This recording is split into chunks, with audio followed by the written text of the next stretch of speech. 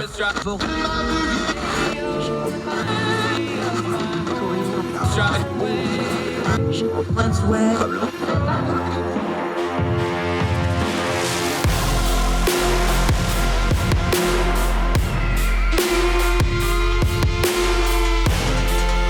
host, Andrew Donaldson. This is Heard Tell. Welcome to Heard Tell. It is a Thursday. It is August the 4th in the year of our Lord 2022. So glad you are with us for Heard Tell. I am Andrew Donaldson. We're going to turn down the noise of the news cycle a little bit, try to get some things that matter, things that are important, things that sometimes get overlooked because people are too busy yelling, screaming, and caterwauling at each other. It's what we do here. Grown folk talk. This ain't the Tickle Your Ears show. That's something else. We've got a couple important topics to get to today. We're going to end the program with some charity stuff. Eastern Kentucky continues to get hammered with flooding. We usually try to end on an uplifting good note. Today, that uplifting good note is going to be all of us. We're going to give you some links to places where you can give and or donate to the relief efforts in Eastern Kentucky. Remember, this is a very rural area. This is one of those places where it'll be on the news briefly, and then they're going to have weeks, months, if not years of cleanup when the TV cameras leave. They're going to need help. We're going to try to give you some ways to help in a practical way, as close to the source as possible that we always tell you about. Also, Josh Hawley found himself to be the lone dissenting voice on a piece of legislation. Actually, it was a treaty, the expansion of NATO.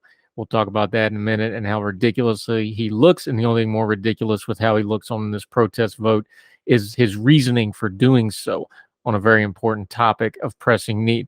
We had some primaries on Tuesday. We didn't cover it on Wednesday's program because they were Western primaries and they're still sorting them out. Joe Szymanski, he's our go-to guy, elections-daily.com. He didn't have much sleep. In fact, as soon as we logged off, he went and got himself a nap. Joe Szymanski's joining us. We're going to talk about some really important primaries. Arizona, hotly contested, a lot of controversial candidates out there. Missouri, Michigan, Kansas with the shocker of the night, and it didn't have anything to do with a candidate. It had to do with a ballot initiative over abortion, and also Washington State. Joe Szymanski is our guest on Heard Tell today. Do not miss that big fat election knowledge burrito. It's going to be good stuff. We're going to start a little closer to the other side of the world than our own. Taiwan, the Speaker of the House, Nancy Pelosi, the number 3 in the line of succession in the United States government, became the highest ranking member to visit that country in some 25 years. It wasn't a big shock and surprise, although they had to kind of maneuver a little bit for safety and security reasons, obviously. China is all sorts of upset. Xi and company, the Communist Chinese Party, don't like this one a little bit because they see Taiwan and they want it back. They can't take it back, though, because Taiwan is decently armed and they are an ally to a lot of the world, including us. There's 2 angles to this story that I want to cover. One is the way it's portrayed in media, and the other is what China's actions are really telling us that is getting missed here. And the first is the way this is portrayed. Read these headlines carefully over this trip to Taiwan by the Speaker of the House. How they phrase things is important, and how they say it is important. Some of these headlines, they act like Speaker Pelosi going to Taiwan is some kind of great imposition on China and some great provocation. Hold on. The only reason this is a provocation is because of the imperialistic leans of the Chinese Communist Party to take over Taiwan that has been a free and independent country for decades now. They want to conquer it the same way they've overtaken and conquered Hong Kong, although that was a treaty thing and not a military thing, the same way they have expanded through their Belt and Road Initiative, the same way they occupied Tibet. The list goes on and on and on and on and on. They want to occupy, they want to dominate. This is not a provocation at all, except for the Chinese Communist Party getting all in a twist about it. So they're parading their tanks and military equipment up and down the beaches, which is ridiculous. They're pouring the military into coastal areas, and they're going to do a bunch of live fire exercises around the island just as soon as Nancy Pelosi leaves. Which brings us to the second point. What does this action tell you? Oh, they're angry. Oh, they're showing strength. Wait a second. Think about what's going on here. Just break it down to the lowest level for a second. The 82-year-old Speaker of the United States House is so unnerved the Chinese Communist Party, the largest country by population and almost the largest in landmass in the world and one of the dominant world economies, This so unnerves and upsets them that they're pulling out all the stops to do a show of strength. When people need to show you their strength, it's not because they are strong. It is because they are concerned. It's because they are worried. The Chinese Communist Party knows that the wave of history is going to move against them. They have a lockdown technologically on their people. They have a lockdown on their technology to try to keep the information that they get very, very much state approved. They have a lockdown on the people so that they only see the world exactly how the Communist Chinese Party wants them to see it. And seeing a free Taiwan, which is against what they've told their people, and seeing the number three of the leader of the free world country roll into Taiwan and get greeted by cheers and talk about their independence and their economic viability and all these other things, it's a big threat to them. They cannot allow their people to see that. So they parade their military equipment up and down the beaches for the benefit of the Chinese people, not Taiwan, not the world. This scares them. They're scared of the smallest little crack into their information wall that shows free people doing free things. It scares them to death. That's why they're overreacting. Actions, not words. People's actions tell you what they really believe. Them needing to do a show of strength because Nancy Pelosi, Speaker of the House, went to Taiwan, that's not because they're strong. It's because they're scared and they know their position is way more precarious than what they let on. They need that 750 million strong workforce kept under heel to keep the economy going in China, to keep the money rolling in, to continue the worldwide influence they want to exert. And any sliver of freedom, in any way, shape, or form, in any interrupting of the narrative, like Taiwan being a successful free country without China, that's a threat.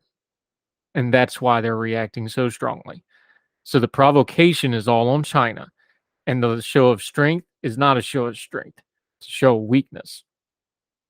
They're going to rattle the saber good and hard, but I doubt they'll do anything more than that because it would be bad for business. And China's all about the money right now, especially with some of their economic problems and their population problems on the horizon. Pay attention when people feel a need to show you how strong they are. People that are really strong don't need to show it. More Herd Tell right after this.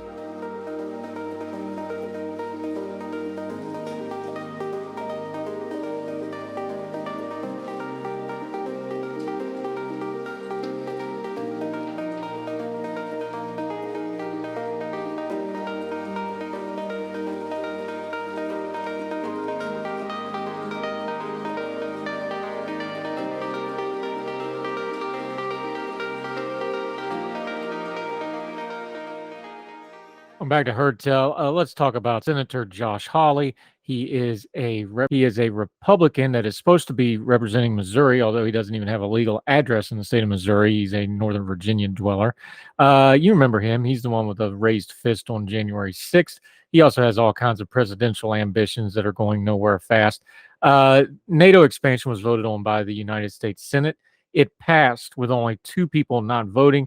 Rand Paul voted present, although he's usually the gadfly on this thing. Josh Hawley, all by himself, voted no. He said this in remarks on the floor of the Senate, quote, and he put this in a tweet because he was so proud of it.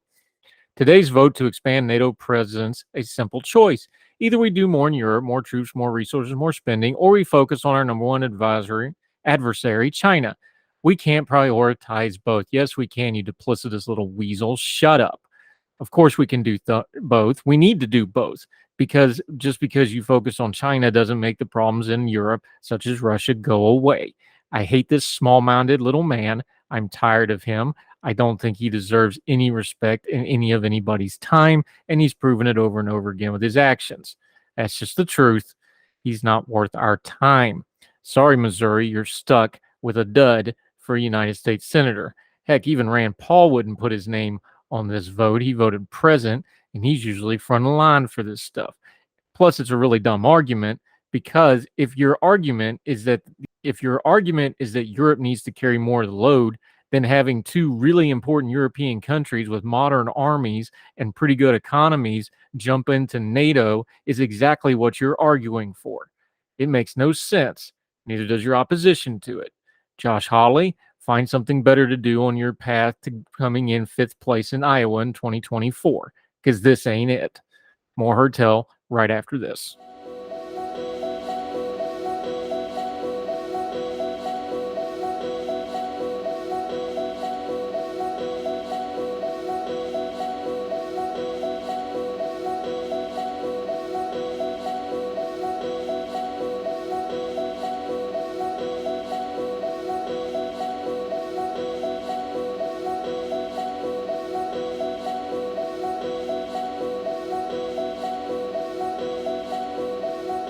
Welcome back to Hertel. Okay, we've leaned on him this entire midterm season. He's had a couple of weeks off with not a whole lot going on.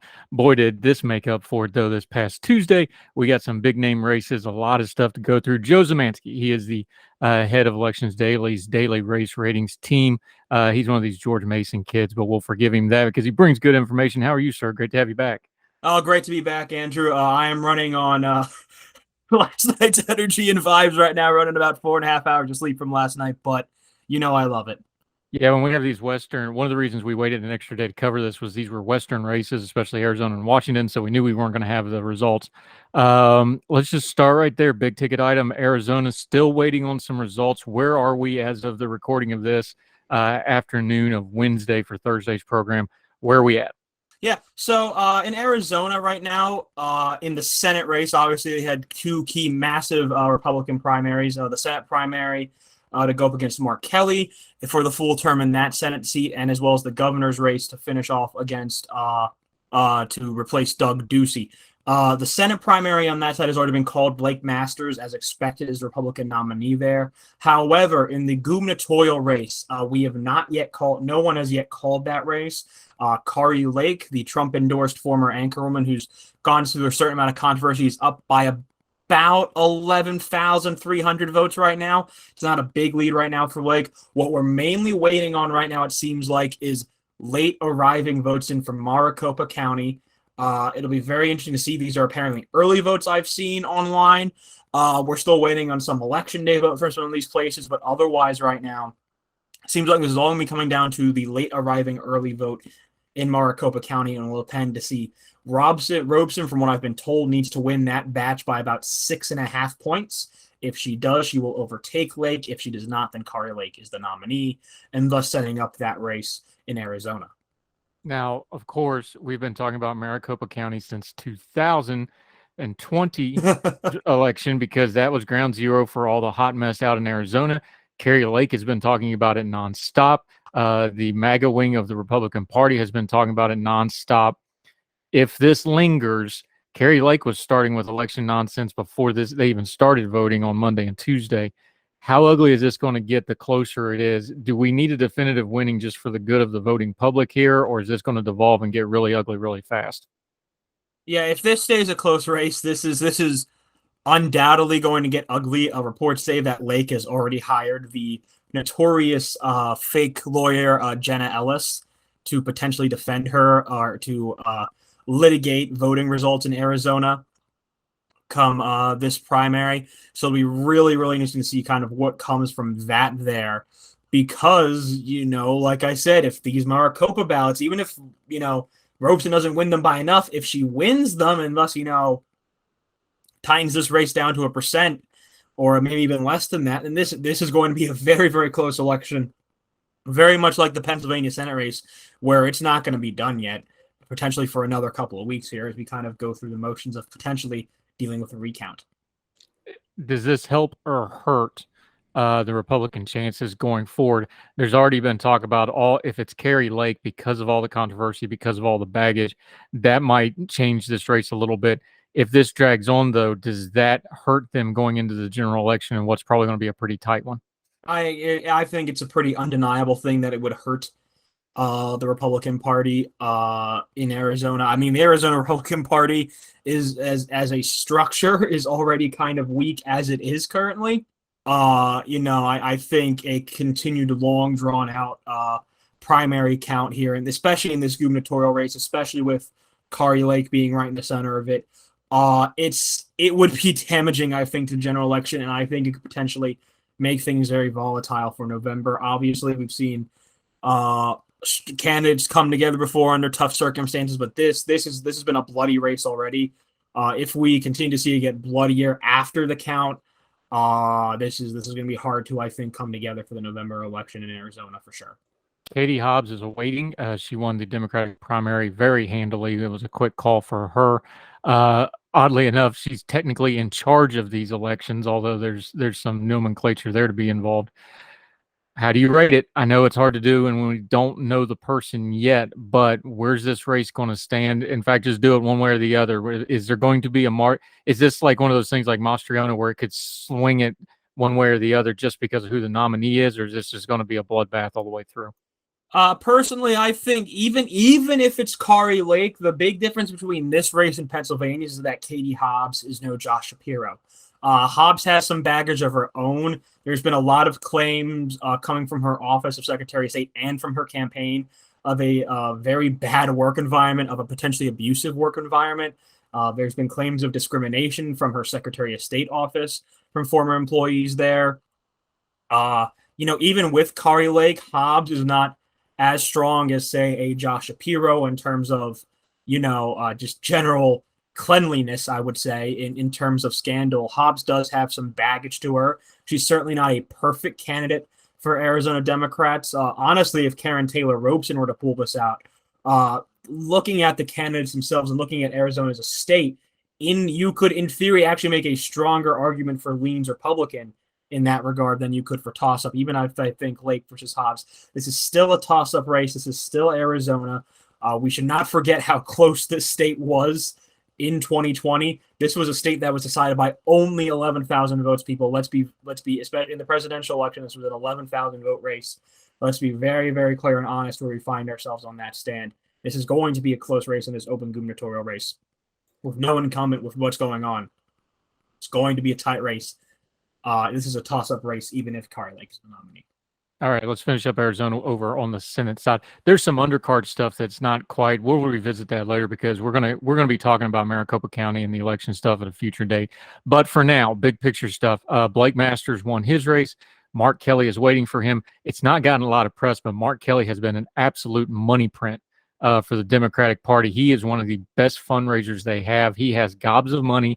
The way the primary has gone down, he's just kind of been riding along, not really being involved in anything. Blake Masters has got a lot of backing. He's one of Peter Thiel's guys. He's at camp with J.D. Vance and some other ones. This is going to be a very expensive fight. I suspect this one gets ugly in a hurry. How do you rate it? Right now, this is definitely a toss-up race. Again, even with Masters, and Masters is another one who could arguably have some baggage. There are some past quotes from past articles and things he's written. There's some current quotes now from the campaign. There's a quote that he said that he would defund Social Security, which, while I'm sure there are multiple Republicans out there who would support the idea of that, in a state like Arizona where there are numerous elder individuals that make up the voting base, there is a lot of boomers that depend on Social Security for that fixed income. That is a problematic statement for sure. This is still a toss-up race, though I would say that the fundamentals would support Kelly a little bit more in terms of potentially making this a leans Democratic race than, say, the gubernatorial race does. Kelly is an incumbent. And again, I want to mention 2020 again. I want to bring this up. Don't forget that Kelly did overperform Joe Biden by a pretty significant amount in Arizona in 2020 when he was running concurrently in that special election against Martha McSally. It was he ran about 1.5 points above Joe Biden in that regards. I don't think that's something that should be overlooked either in regards to this race. Kelly does seem to potentially have some semblance of a stronger, ability as a candidate, maybe especially around the Tucson area. He was relatively stronger than Biden was there in that Tucson area, especially in 2020. So that's going to be a key area here in this 2022 race, is going to be that Tucson area around Pima County. That'll be a key area to see if Kelly continues his overperformance there, or if he's kind of dragged down into a much closer race thanks to the environment that we potentially be expecting.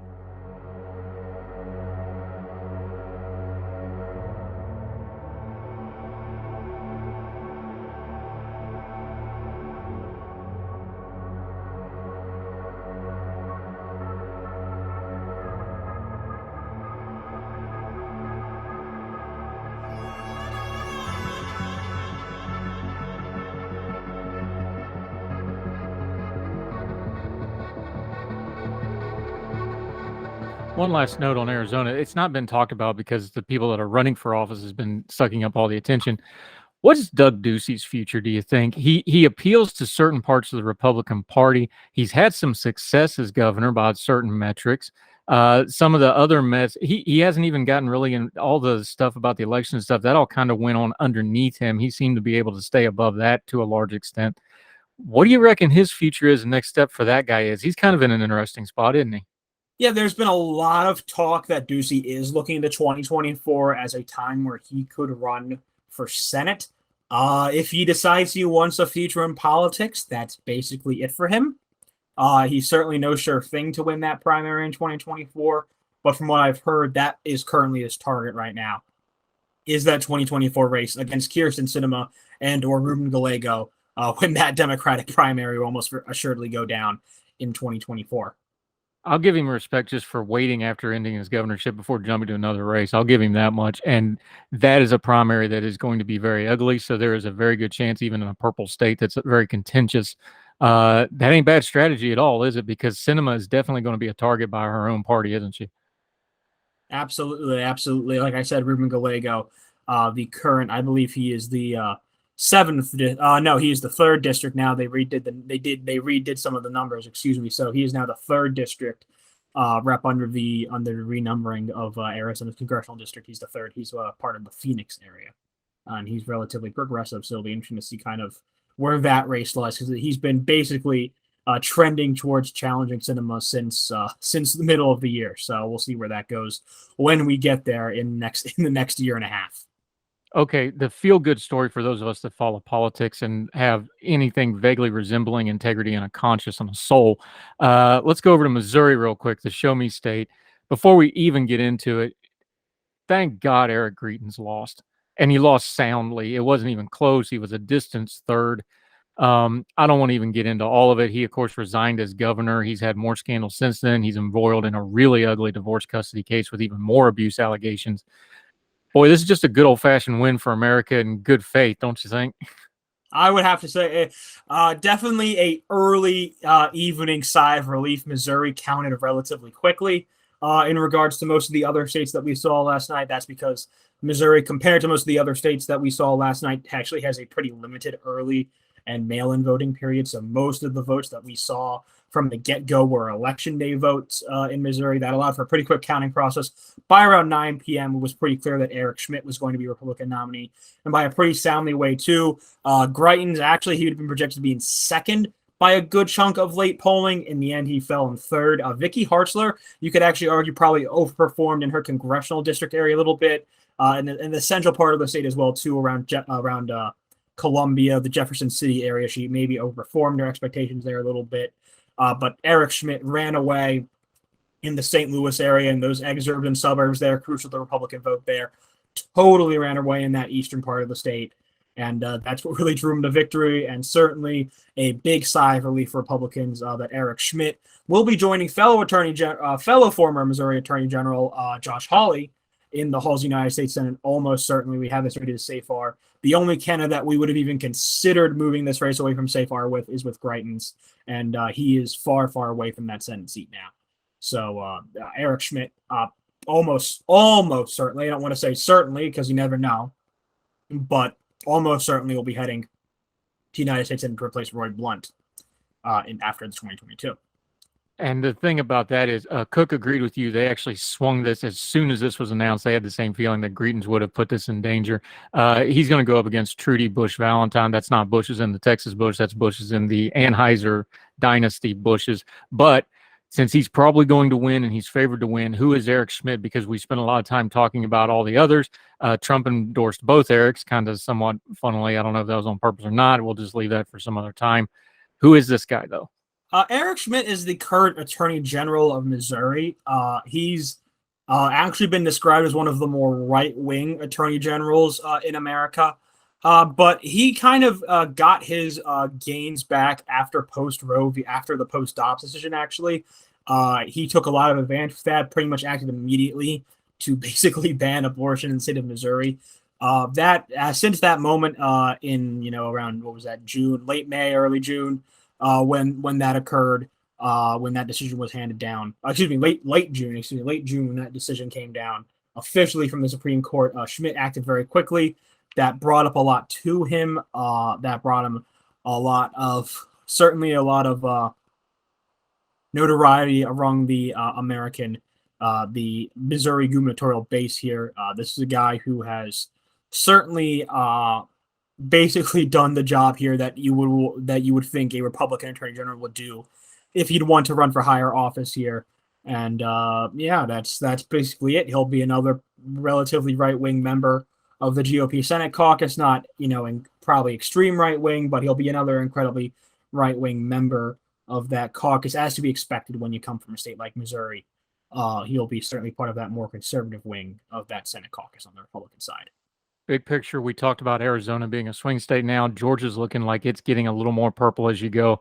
Missouri's gone the other way. It used to be a swing state. I don't think we can call it a swing state anymore, can we? No, I mean, it looked pretty gone in 2016 after Trump pretty massively overperformed expectations there. 2018, obviously, then Democratic Senator Claire McCaskill lost her race for re-election in the United States Senate to Josh Hawley, even though it was a Democratic wave year. Again, 2020, a pretty heavy Republican sweep. 2022 is off the radar. It's been a very quick shift to Missouri. There's been some gains in the St. Louis suburbs, but not nearly enough to change from the dark but not super dark red to now the very, very dark red, basically everywhere else but Kansas City, parts of Missouri now. A lot of these other exurban and rural areas have shifted very heavily to the Republican Party, and it's going to make it very, very hard for Democrats to win that state in any race, quite honestly, for probably a little while here. Yeah, Joe Szymanski, elections-daily.com. They do great work. They actually had to take a break in the live stream last night because it's so long. Make sure you're watching their live stream coverage of these things. We're going to take a quick break. When we come back, we got a couple more states. Kansas, probably the shocking result of the night, at least in the commentariat. Very surprising result out there. Didn't have anything to do with a candidate either, just a real hot button issue. State of Washington, a couple other things we're going to talk about. Joe Szymanski on Heard Tell right after this break.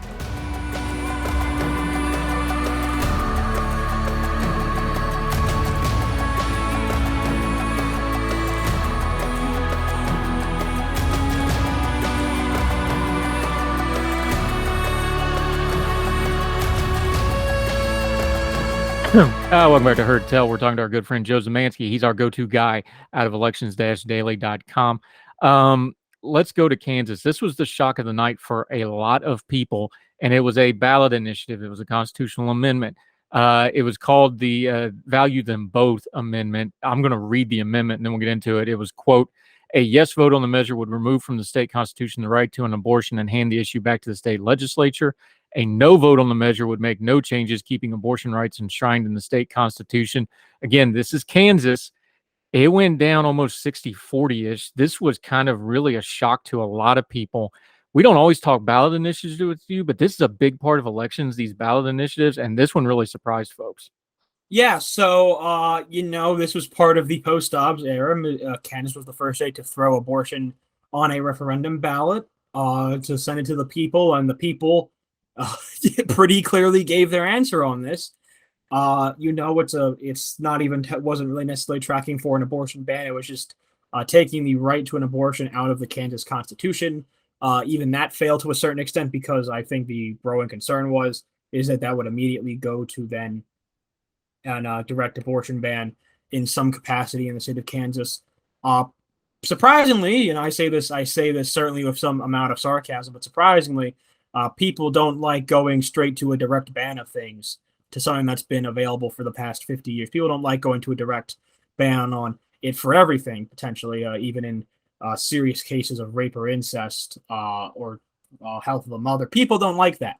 And voters don't like that. We've known that for a long time. And Kansas voters, even in this deep red state, certainly showed that last night. And I think the total margin was a surprise to me. I wasn't necessarily surprised that it failed, but the total margin was certainly surprised to me. A loss of about 18 points for this referendum right there.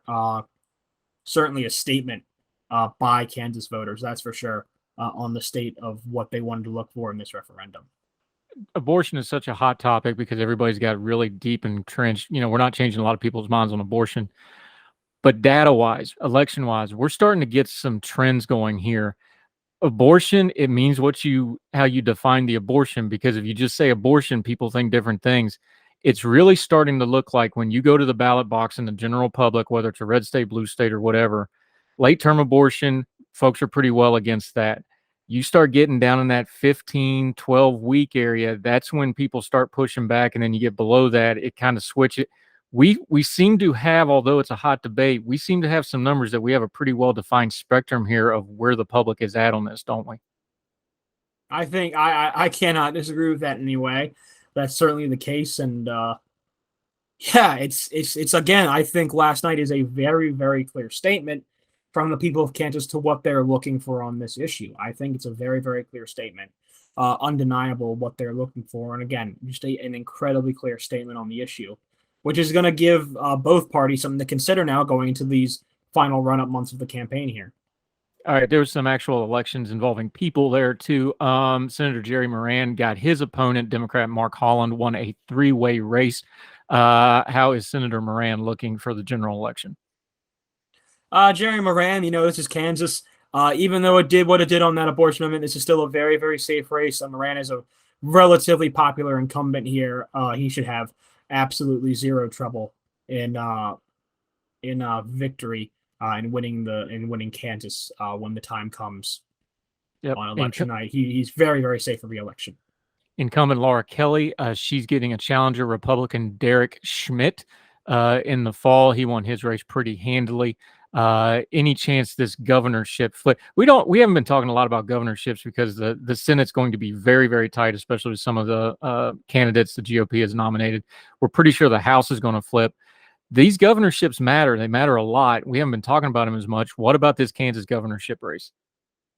Yeah, it's been one of the premier gubernatorial races. I did an article about recently at how incumbent governors are incredibly tough to beat. Even in midterm years, there's only been about an average of 2 to 3 since 2002 that have fallen. There's been basically on average about 2 per midterm cycle that lose in midterm cycles. Laura Kelly could be one of them. This is a red year, still Kansas. Derek Schmidt is certainly no Chris Kobach. What Kelly does have in her favor is pretty strong approval ratings. It's been very, very hard to beat gubernatorial candidates with strong incumbent governors with good approval ratings in past years. It's happened before, but it's incredibly rare for it to happen. This is going to be a close race. We have it at lean Republican at Elections Daily. We might be thinking about moving that back to toss-up in recent days.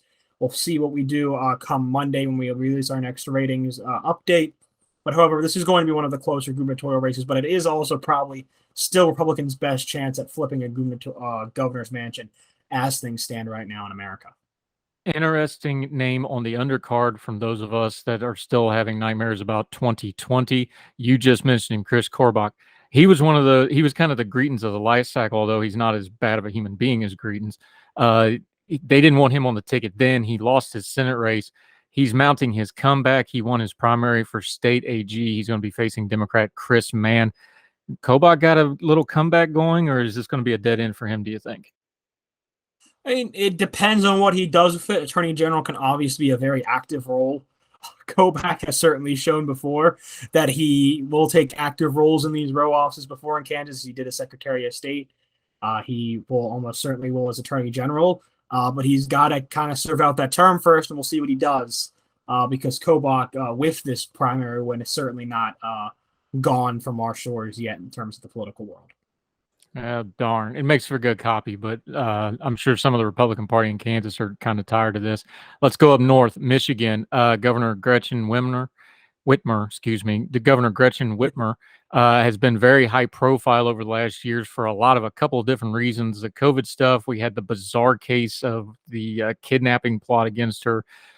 She's up for re-election. She has her challenger now. Tudor Dixon, a businesswoman and a conservative commentator, won a really messy primary that actually involved some people getting kicked off the ballot, but we can talk about that in a minute. Dixon was a Trump endorsee, not really well known. Got some DeVos backing, which, of course, that's a lot of money. Where's this race going to be sitting at, do you think? Right now, we have it at lean Democratic. There again, Whitmer is another one of those incumbent governors that has a pretty solid approval rating right now from the people of Michigan. The other issue right now, as well as you mentioned, this was just such a messy primary. on the Republican side. Dixon, in the end, comes out of it clean. She was kind of the best of the rest after James Craig and Perry Johnson got kicked off the ballot due to massive signature fraud that was committed by people on their campaign. Which is never a smart thing to do. Don't commit signature fraud, folks. It's actually very easy to find out by the laws of our elections. But Dixon was kind of the best of the rest considering the field. It'll be very interesting to see how she does, of course, in this campaign. Michigan Republicans also nominated some very, I guess you could say, interesting people for Attorney General and Secretary of State that probably won't make Dixon's job easier. Of the three states in the Rust Belt that Joe Biden flipped back from Donald Trump in 2020, Michigan was the state he won by the most. It has kind of the most blue elements around it. You have a strong city, you have some swinging suburbs. Grand Rapids and Kent County, you see it swinging towards them. You've got the Oakland and Wayne suburbs switching very heavily towards Democrats now. We really need to kind of see where this goes here. Michigan. Certainly Dixon has a chance, certainly she does. But right now we see Whitmer as a slight favorite. Yeah, my favorite tidbit on Dixon was the AP at the bottom described her as a former steel industry executive, I'm reading here, who also hosted a conservative program on a streaming channel and once acted in a low-budget zombie movie in what her campaign described as, and this is a quote, admittedly lame hobby. So no shortages of characters there. One last thing about Michigan, I have to ask you, because we're going to be talking about this in a year or two. There is a new registered voter, or I should say a couple of them, because they are a couple, but I think the new registered voter in the state of Michigan in the next few years might be something to keep an eye on as we're looking at some of these races go back Democrat and wide open. There's one certain transportation secretary that has moved his flag to Michigan. He's got to work. We're talking about Pete Buttigieg. We know the numbers from 2020. He's got to work on minorities. He's got to work on disparate groups, lower classes groups. Michigan got a bunch of them. What do you see the future of him there? Because that's not accidental. I say certainly him moving to Michigan is at least a sign that he is at least considering running for office again. If he had stayed in Indiana, I'd say that means he was over, other than potentially another presidential run. But the fact that he is moving to a state like Michigan, or if he had moved to Virginia, either or would have been a signal to me that he is looking for another run in office. He certainly could if he wants to. Let's not speculate here. We've still got 2024 and 2026 to look forward to. But if he is not on the ticket in some way in 2024, it's not hard for me to see him running for governor in 2026 to either against Judah Dixon or to replace the term-limited Gretchen Whitmer. Yeah, and there's some whispers about Whitmer getting bumped up, whether she wins governor or not. There's a lot. She's very well liked in the Biden administration and the Democratic Party, so she may be moving on before the end of her term either which way. Let's go out way west to Washington real quick as we wrap up what happened last night. Senator Patty Murray got her challenger now, Republican Tiffany Smiley. Doesn't seem to be in a whole lot of danger there, but stranger things have happened. How do you have that one? We have rated as likely Democratic right now. Republicans have shown some interest in Smiley. And I do want to hold some caution here. There's only about 48% of the vote counted right now in Washington State. They released their mail-in ballots very slowly. Hopefully we get some more today around 8 Pacific time. Now, if we don't, the next rumored date isn't until Friday. So it should be said as well that usually statewide, the later ballots are from more right-wing leaning. So we could see that kind of that Democratic margin that we see in that race right now shrink down. However, I do think with this early drop, I think Murray's put herself in a pretty good position right now here. It's pretty hard to see this race being truly competitive like it was maybe in 2010 when she faced a pretty legitimate challenge from Dino Rossi, where she only won by about 4.5 points that year in that red wave cycle in 2010. One other interesting tidbit, because they do top 2 voting in the state of Washington, found it interesting. Secretary of State, they've actually got an independent that came in second there.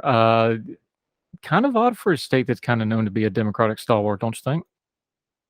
Well, again, this is they based. I should say that Democrats only who have an incumbent there in Steve Hobbs. He's taking that first spot right now. Again, only about 48% of the vote counted right now. So it's going to be interesting to see who kind of takes that second spot currently between to face off against Tubbs. The Washington Secretary of State office has been one that has actually been held by Republicans in Washington for the last 50 years. It's been one of their few statewide row offices they've held past the 80s, 90s, when things took a turn for the worse in the state of Washington for them. But it'll be very interesting to see kind of where this race goes. It's the independent Anderson, and that certainly changes the race on its head a little bit, and it'll be kind of interesting to see where that race lies come November. It'll be very interesting to see where that race lies, I would say for sure. What do we got to look forward to going forward? This was kind of the last of the big gloppy ones, but there's still some voting to do in there. Yeah, so there are still I would say that that August is kind of really the kind of the last real big key month, that's for sure, normally, as it typically is throughout the month. I do want to say Thursday, actually, we just do have on Thursday, actually, that Tennessee will go vote. Tennessee, of course, the 5th district is a newly gerrymandered Republican district. Cut out the area around Nashville basically cut up Nashville into multiple Republican districts, and now giving the Republicans a new seat. The 5th district is now Republican leaning, so they can see who their nominee is for that there. It'll be interesting to see as well here. Other weeks coming up here, August 9th, I believe there are some key primaries as I look at the primary calendar dates here that I have on it here. Yeah. August 9th, we'll have some interesting primaries. Wisconsin is on August 9th, as well as Minnesota and Connecticut. There'll be some interesting races to look at there when it comes to those nights. August 16th, that is Liz Cheney's night. That's Wyoming's primary that night. So that'll be really interesting to see that night as well. And then August 23rd, that's really the last big night we have. That's Florida and those New York congressional primaries that were delayed because of the forced redraw of their maps. So really, we've kind of got the 9th, one state on the 16th in Wyoming, and then the 23rd. The 23rd is really going to be our last big night of primaries before we drive into that general election cycle. And we'll be talking to you throughout all of it. Joe Szymanski, always great stuff. Let everybody know about Elections-Daily, what you've got going on, and where they can follow you on your social media until we get you back again.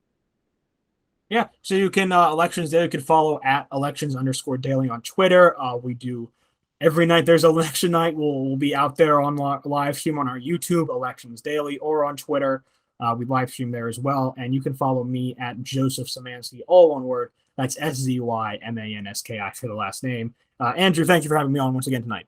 We'll keep doing it. We got all those things linked to the show notes, so you can find him and all his compatriots. They are a riot to watch. Always appreciate you, my friend. We'll talk again soon. Thank you very much. Yes, sir.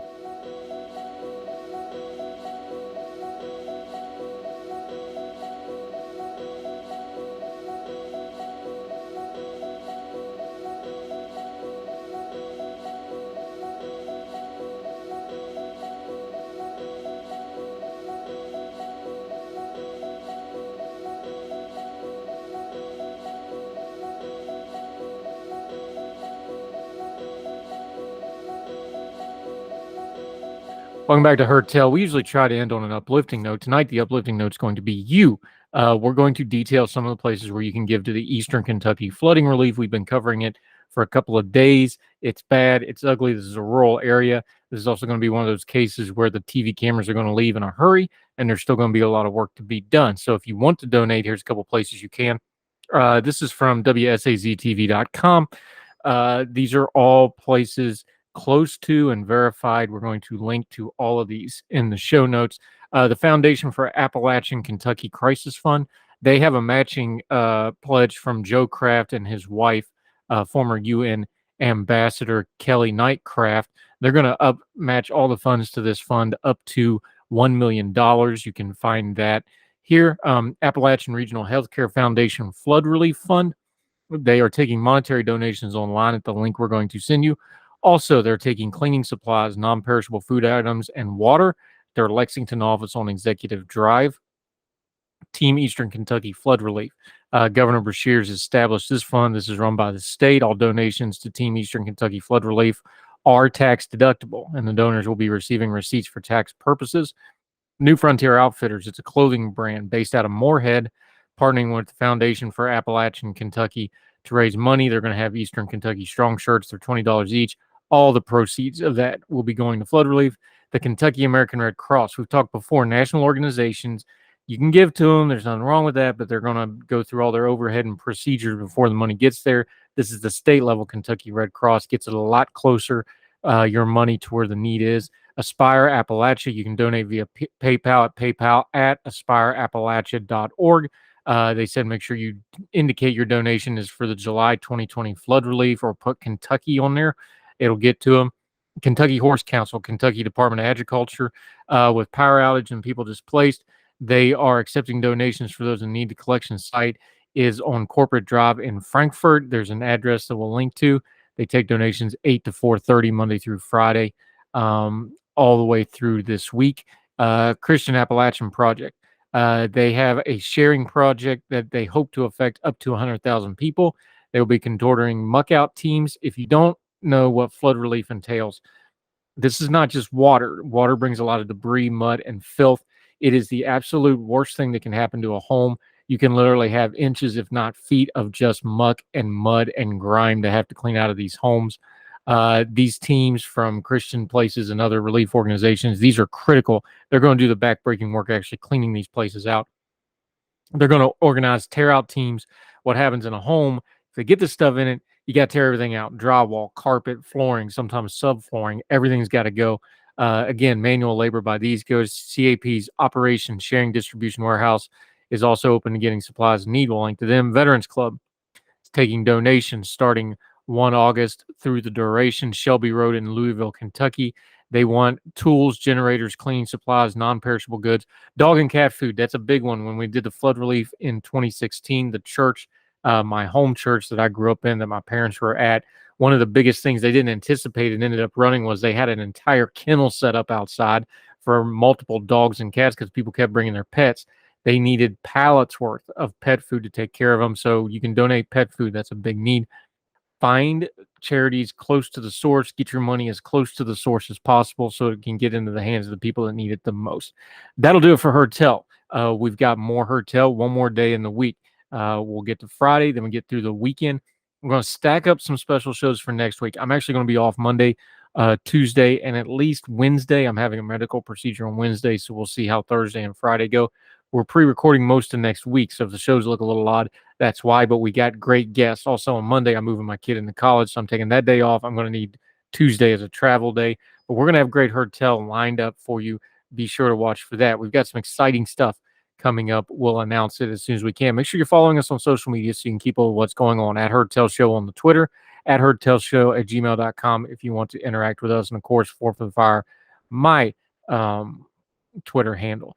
So until we see you again, wherever you are across the street or around the world, we hope you're well. We hope you're well fed. And we can't wait to talk to you again for more Heard Tell. All the music on Heard Tell is provided under a Creative Content license from monstercat.com.